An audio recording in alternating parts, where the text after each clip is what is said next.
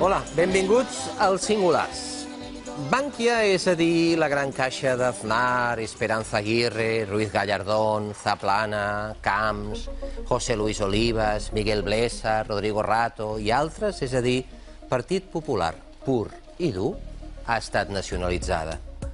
Les seves accions no valen res, en realitat. Els accionistes minoritaris ho perdran gairebé tot.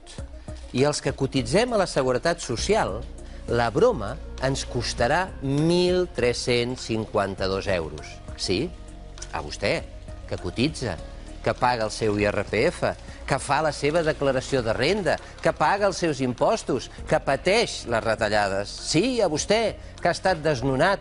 Sí, a vostè, que ha perdut la feina. Sí, a vostè li costarà 1.352 euros. L'Espanya de la fatxenderia i del nosaltres més necessita ser salvada amb els diners de tots. De moment ens costarà gairebé 4 bilions de pessetes, una xifra que equival al 2,3% del PIB d'Espanya.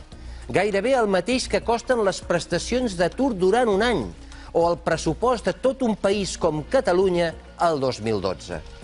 Aquest mes, abans de ser nacionalitzada, volia pagar 150 milions en dividends als seus accionistes i els plusos i bons corresponents als seus gestors. És clar.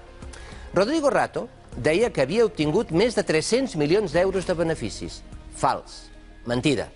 Els 300 milions de beneficis en realitat eren gairebé 4.000 milions de pèrdues. Això és suposadament un frau, no? I la justícia? De moment calla. Bé, no calla. Dicta sentències de desnonament. I el Partit Popular no vol fer ni una comissió d'investigació. Que no s'entengui malament, això. No es demana que s'instrueixi una causa general contra les caixes, sinó que s'investiguin tots els comportaments que puguin tenir rellevància penal. No hi ha en aquests moments alarma social? No hi ha responsabilitats, per exemple, de tipus administratiu, comptable, tributari o societari? No n'hi ha? I el Banc d'Espanya, el regulador, el gran Banc d'Espanya, dormia i encara dorm? La llarga mà de la banca, amb connivència política, volia comprar temps.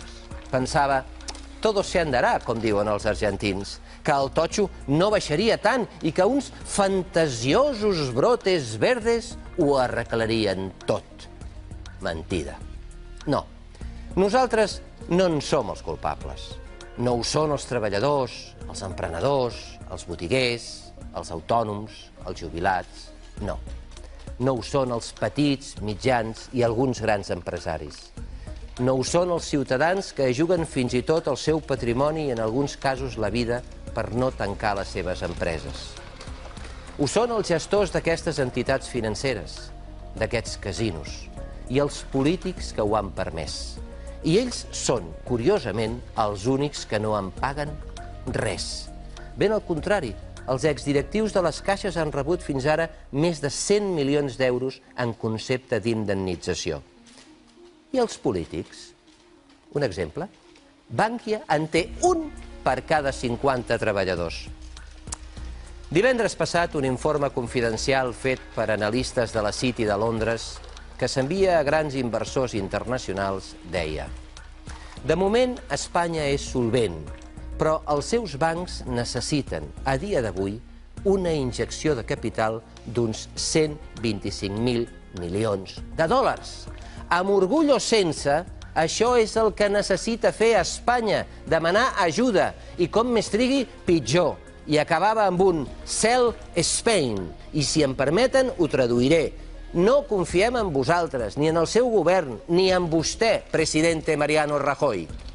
La fatxenderia ens ha portat al desastre, a una situació límit que fins i tot pagaran els nostres nets.